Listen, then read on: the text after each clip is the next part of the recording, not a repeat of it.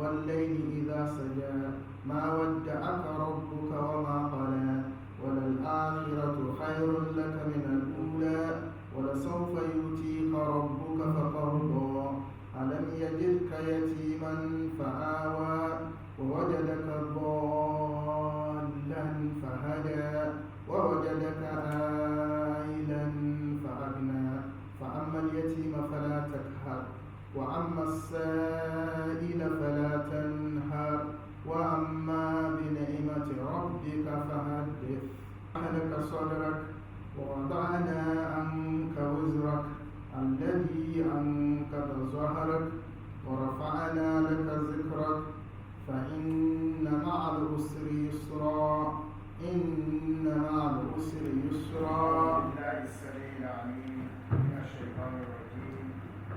بسم الله الرحمن الرحيم. الحمد لله رب العالمين نحمده ونشكره ونستعينه ونستعينه ونتوب إليه ونعوذ بالله من شرور أنفسنا ومن سيئات أعمالنا من يهده الله فلا مضل له ومن يضلل فلا هادي له وأشهد أن لا إله إلا الله وحده لا شريك له وأشهد أن محمدا عبده ورسوله. اللهم صل وسلم وبارك على محمد وعلى أهله وأصحابه ومن تبعهم بإحسان إلى يوم الدين. أما بعد, my dear brothers and sisters in Islam, in my khutbah today, I want to address a very important issue which is on the rise these days, but we are very, very shy to talk about it. And that is the issue of mental health. It's really very, very important to reflect over it. I mean, you find that if you look in the news these days, you find that there's a lot of talk about it rising. I mean, as an academic, we can see, even in universities, in relation to student welfare, cases of mental health students, are rising so much. And as Muslims, we need to reflect over this from an Islamic perspective. Because in Islam, you find that the Quran talks about the mind. When we talk about mental health or mental illness, it's about the mind. The Quran talks about the mind all the time. And the mind is an important aspect of our being human. Now, for example, we find many phrases, many sentences in the Quran when Allah talks about what He has endowed us with. He talks about وَجَعَلَ لَهُمُ السَّمْعَ وَالْأَبْصَارَ وَالْأَفْئِدَةَ. Allah says, don't you see, we are giving you hearing, and we are giving you sight, and we are giving you the mind. That is the mind to make you think. Allah says, قَلِيلًا مَا تَشْكُرُونَ. Your thanks for these values are not enough. You give only small thanks for them, especially the mind. So it's really very, very important for us to bear this in mind. Now, if you look at, the scholars, the classical scholars, Imam al-Ghazali, for example, has stated that there's an interconnectedness between, balancing between the mind, the mental aspect of our human, of our being, and our physical. Since there's a big connectivity between our physical and our mental health, particularly in relation to our ibadah.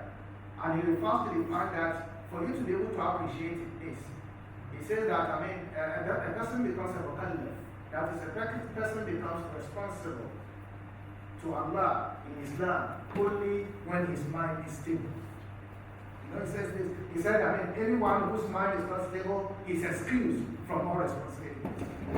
No matter how strong he is, no matter how he can fast, he can do anything, but for the fact that his mind is not stable, he's exempted from everything. Very powerful statement by Imam in his Yahweh, indicating that we need to, because a lot of the time, we focus too much on the physical. We don't think about our mental aspect of our lives.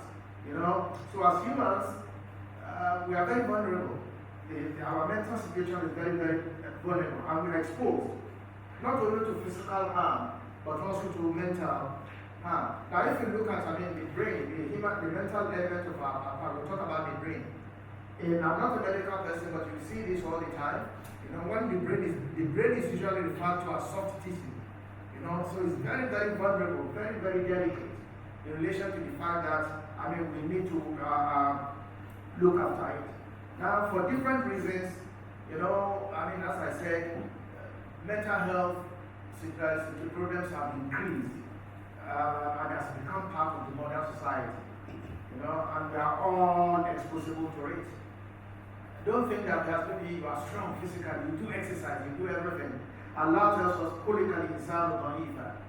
Allah says, no, as a human being, we have created human beings weak. You know, not only weak physically, but even mentally. Little things that may not affect you physically can actually really have a big impact on your state of mind. You know, but one thing is that, you know, it's just human, maybe traditionally, and this is why we need to talk about this more. We tend to stigmatize, you know, illness generally. You know, and this is why sometimes, even sometimes physical illness, this is why sometimes when people are sick, they want to hide away. They don't want people to know because of the fact that we stigmatize sickness. You know, and particularly mental health. People stigmatize it. We have no empathy for it. You know, so we see, and talking about it, we see it as a taboo. When a person is sick, you know, they don't want to talk about it. You know, especially many of the illnesses, so sometimes, I mean, you know, people want to, even close family, people don't want to talk about what is wrong with them.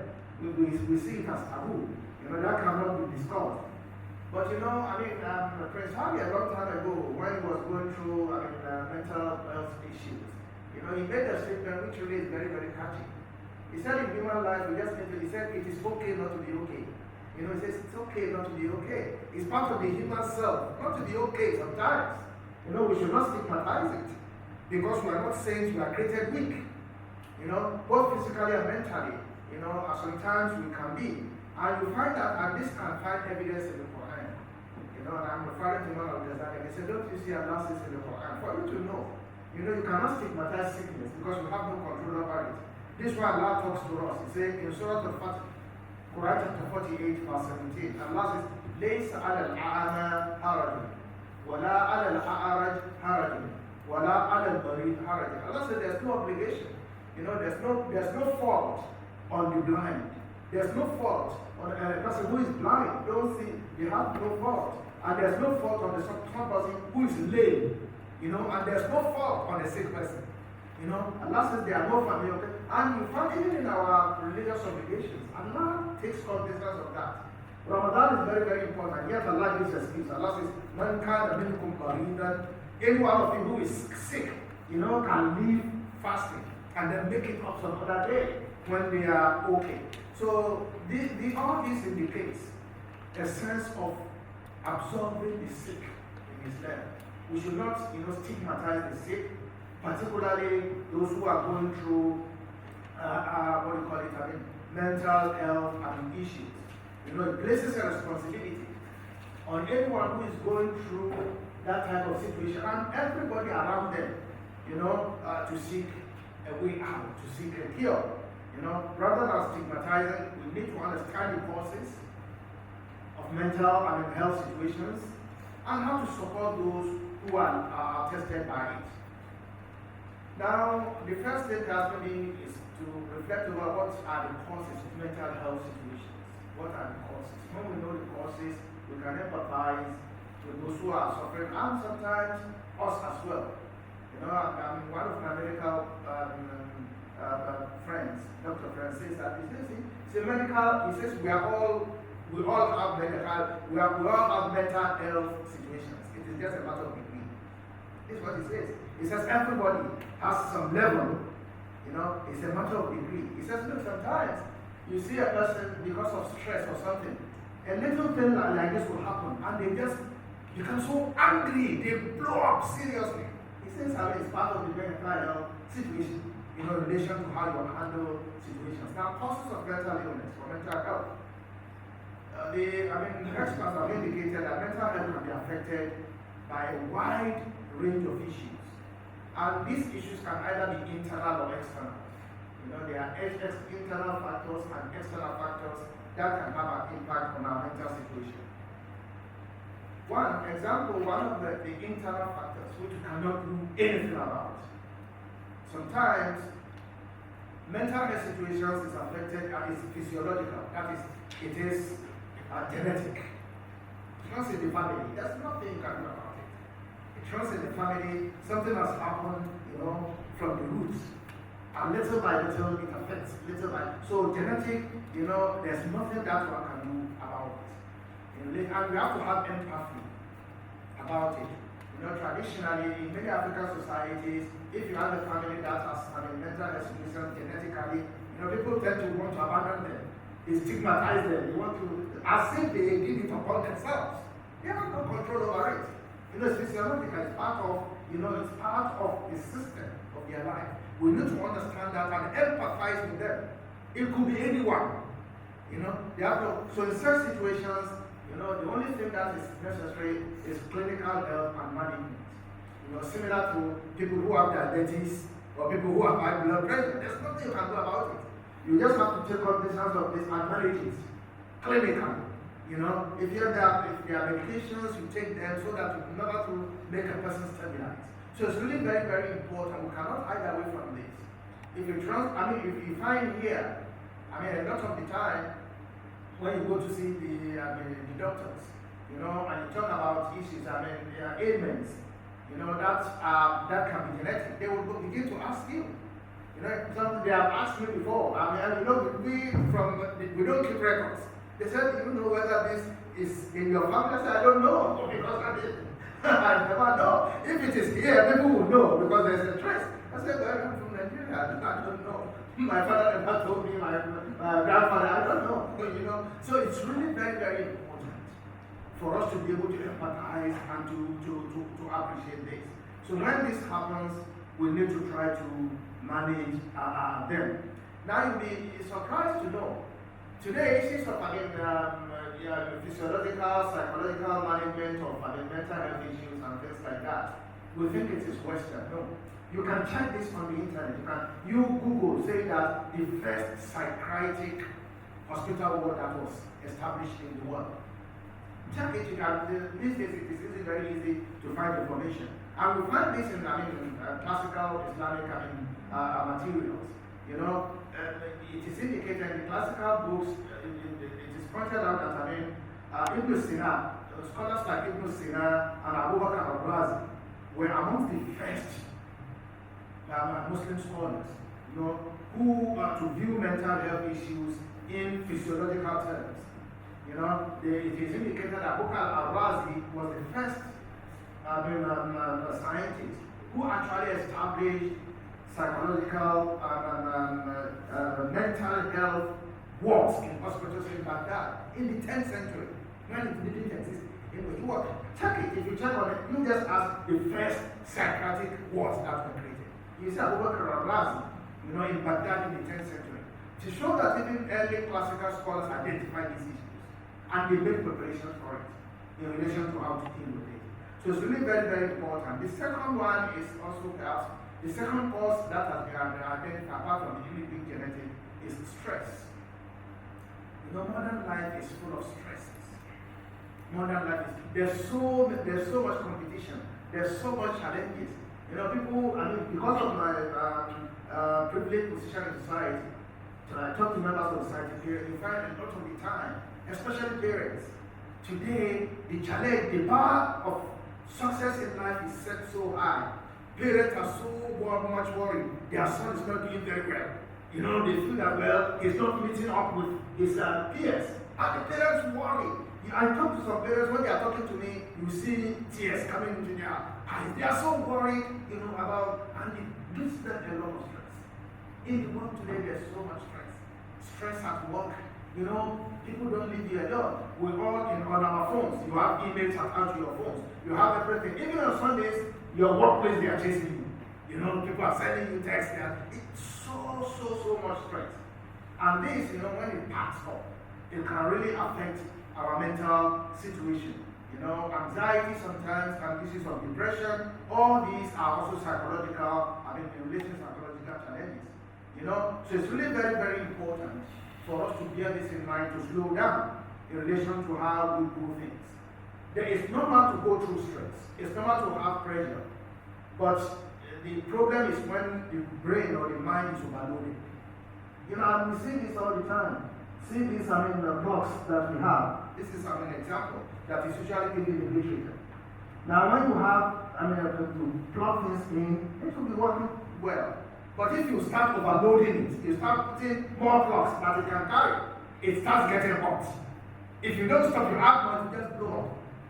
You know, so that is how the nature of the mind is. In relation to how you take in things. You know, you need to take life easy.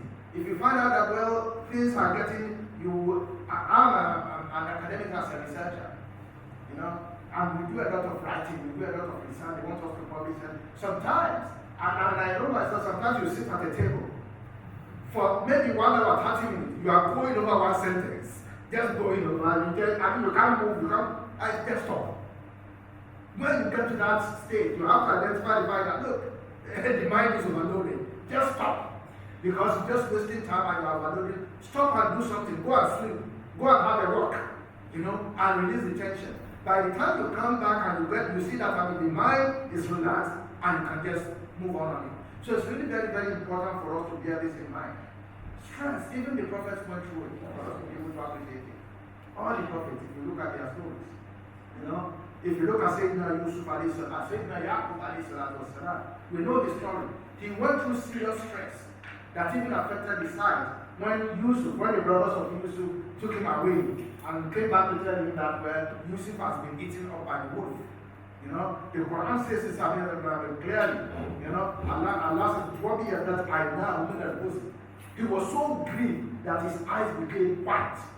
You know, the black of his eyes became white because of the grieving about his son. You know, and Allah says, and the children told him, called him, he said, Allah, you know, they said, we swear that Allah, if you continue like this, you will destroy yourself because of your remembrance of Yusuf. They are the one who caused the problem. Yet they are now also blaming him. And that is how the world is. People cause problem for you and they start blaming you again. So we need to understand this. And if you understand that, it helps us. Look at the Holy Prophet Muhammad sallallahu alaihi wasallam. No, the prophet was also affected by grief and concerns. You know, particularly because of his message. At one time, the people of Mecca were not even listening to the prophet. Allah told him, Allah said, فَلَعَلَّكَ بَعْثِرُ نَفْسَكَ عَلَىٰ آثَارِهِمْ. You know, إِن لَمْ يُؤْمِنُوا بِهَذَا الْحَدِيثِ أَسَفًا. That is, will you really destroy yourself with grief because these people are not following you? This is why Allah assures the prophet that وَمَا عَلَيْكَ إِلَّا الْبَلَاغُ. You know, you don't have your responsibility is for you to propagate. Don't think of it. You just tell them the truth. For them to accept you is not your responsibility. Leave that in our own hands. So the prophet was very grieved about that. And look at the year that was called the year of the grief. When two of his great supporters died. You know, Sayyidah Khadija, his wife, and his uncle Abu Talib. You know, both of them died in Mecca in the 10th year of the prophethood. About 3 years before the prophet made the hijrah. The prophet was really very devastated in that regard. So, there should be no stigma in relation to when a person grieves. You know, if you lose a loved one, if something, you can grieve. You know, but we should know the limits and we should not, castigate people because of that. Medical science has also indicated the effect of drugs, and these are external. You know, effect of Islam enjoins us to keep away. And this is why we need to follow Islamic injunctions. Islam enjoins us to keep away from substances that can affect our mental stability. You know, starting from alcohol, particularly. Just yesterday I was reading evidence, and a lot of evidence is coming out in relation to that. So alhamdulillah, indicating that, previously we find so many evidences coming out. Now they say that, you know, the effect, the negative impact of alcohol on a human being when it becomes much more evident during old age. You get it? It was in the news. So little things like that. Sometimes, you find the Bible say that, well, half a glass of wine a day is good for you. But they have not identified that all these, during old age, you begin to see the effect. It affects, it can lead to dementia and a whole lot of things in that perspective. So you find out that, Islam is beautiful. Islam says that we should keep away, you know, from anything that affects the mind. Well, the Prophet said that anything that its large quantity causes intoxication, affect your mind, a small quantity of it is able to be there. So it's really very, very important that we, now apart from this, how do we deal? So when we know all these steps, we are able to empathize, with people. Look at person, for example, we don't need to stigmatize or castigate somebody, maybe through one reason or the other, has become a drug addict and they are trying to get out of it. If you castigate them, you are not helping them. If you castigate them, you are not helping them. If you see somebody who is trying to mend their ways from that, they have seen the bad effects. We don't need to run away from them. I don't want to be associated. Empathize, and then help them, point them in the right direction, in addition to help them to seek. Sometimes can even accompany them if they are a relative. Sometimes they are very hesitant, they don't want to go. Say, no, I'll go with you. Encourage them, go with them. Say, look, let's go together. And they need, a lot of the time, people like that need support. Stay with them, go with them. For them to be able to sum up the courage so that they can mend their ways. Now, dealing with mental health issues, the Holy Prophet said, "Inna Allah Azza wa Jalla, haythu khalaqa al-dawa fatadawa." The Prophet said that when Allah created all type of diseases, when Allah created disease, He immediately creates a cure for it. So He said, "Seek cure." You should not, hide your head away in the sun. If anything is bothering you, particular relation to mental health, seek help for it. So it's really very, very important, as I said, we should encourage talking about it. We should show empathy. As Allah says, Allah says we should not, make jokes about people. Yeah, you're the leader, Allah says don't make joke about people in relation to the situation that they are falling in. It could be you. So we should try as much as possible. So my message today is for us, one, not to stigmatize those who have mental health issues. We should empathize with them. And the third one is, we ourselves, every human being is vulnerable. We should look after ourselves. Three things, don't forget. Don't stigmatize issues of mental health. Two, have empathy with anyone going through it. A human being, it could be you. And the third one is that we are all vulnerable. It will happen to anyone. So look after yourself and help yourself. You see, whatever you are doing and is placing pressure on your mind, on your thinking, maybe you have slight headache, no matter how important the work is, stop it. Because if anything happens to you, the work will go on anyway. You'll put somebody else there to do it. So it's really very, very important for us to bear this in mind. May Allah really continue to strengthen us and also give us good health, both mentally and physically. And those who are going through those tests, may Allah give them succor and give them good health, inshallah. Ibad Allah, astaghfiru rabbakum, innahu kana ghaffara.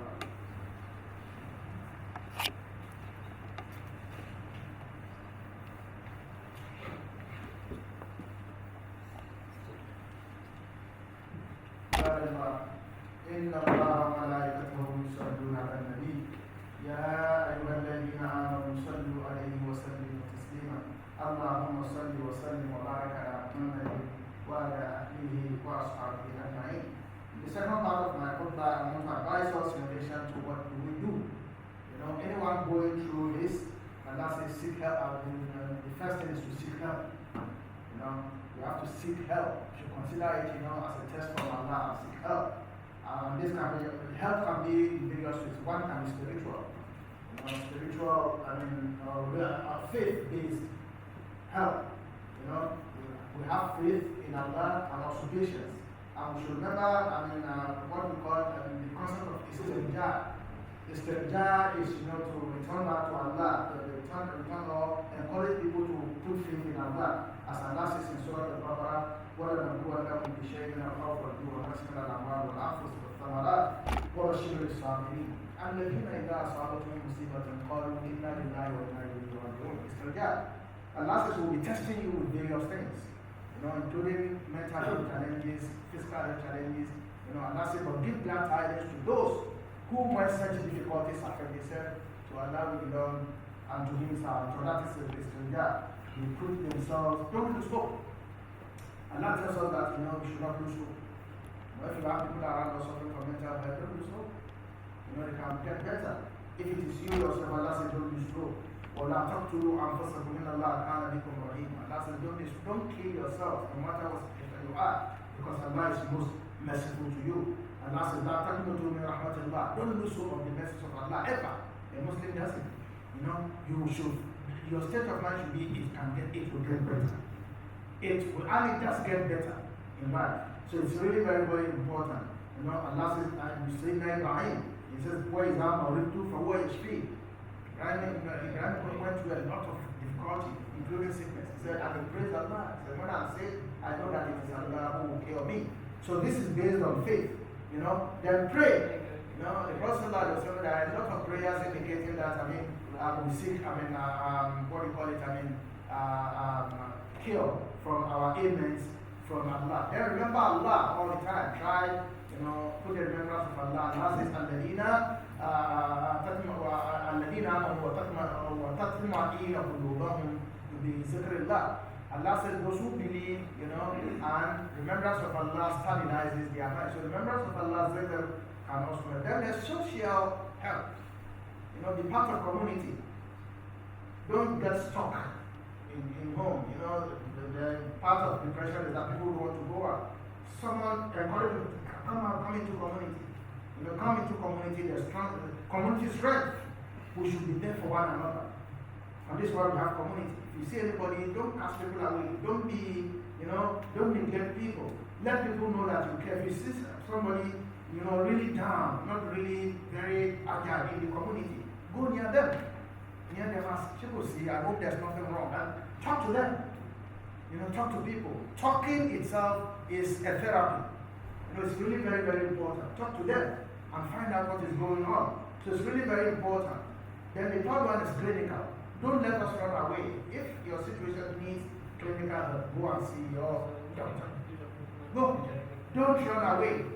I've heard this many times. As I said, because of our privilege, they say, well, those people, I don't want to go to them. They don't have a choice. They just give me things and I sleep and I sleep and I sleep. As if they don't know that I have to pray. And I said, look, your situation needs, maybe at the beginning it becomes turbulent. You just keep it, but later, it will stabilize you and you'll be able to live your life very well. So it's really very, mental health issues is real. We should understand that it is real, it is a fact. We should seek medical help when we need it. And we should not be in self-denial. We should not be in self-denial at all. Because the Prophet has indicated, as I said, that for every disease, whether physical or mental, Allah has created a way out, a cure out. And therefore, we should seek a cure when we need it. May Allah continue to, bless us and sleep well. One important aspect of, mental, and that's one of the problems of contemporary life. Even though we consider going to work during night shifts, they consider that to be antisocial hours. And this is how they describe it. They say it's antisocial because you need to sleep at that time, yet they pay you to come to work. You see the contradiction. They say it's antisocial, but they pay you and people want to go because of the money. So people, no matter how, no type of sleep you can sleep in the afternoon. That will rest your body to get rid of the toxins and everything out of it than night sleep. And this is why Allah tells us, it is you who has created the night for you, for sound sleep. Medical evidence has shown that the best way by which you can remove all stress and toxins out of your body is when you sleep. When you sleep, the body now gets to work. It sends everything that is, that can create stress in your body. Also, sleep well. Make sure that you sleep well. Don't say that, I'm strong. I just need 2 hours sleep and I'm okay. You are deceiving yourself. Because when it piles up and piles up and piles up, you see that your body begins to tell you. People have various ways by which their body tells you that you need sleep. Your body will tell you. Sometimes your body will be tingling like this. Your body, if you have not slept well, you find your body will be tingling. Look, I've lost a lot of sleep. The reality of life is that heart demands it. But we should be aware. We should sleep well, as Allah says, He who has made the night for sound sleep for us. May Allah give us good health, inshallah, and also to all those who are going through difficulties. May Allah really give them, sound health, inshallah. We have a few announcements. وعافنا فيمن عافيت وتولنا فيمن توليت وبارك لنا فيما اعطيت وقنا شر ما قضيت انك سبحانك تقضي ولا يقضى عليك فانه لا يذل من عليك ولا يعز من عليك تبارك ربنا وتعاليت ربنا لا تزغ قلوبنا بعد إذ هديتنا وهب لنا من لدنك رحمة انك انت الوهاب ربنا آتنا في الدنيا حسنة وفي الآخرة حسنة وقنا عذاب النار وأقم الصلاة لك وأرنا مناسكنا وتب علينا إنك أنت التواب الرحيم ربنا آتنا في الدنيا حسنة وفي الآخرة حسنة وقنا عذاب النار ربنا أفرغ علينا صبرا وثبت أقدامنا وانصرنا على القوم الكافرين ربنا لا تؤاخذنا إن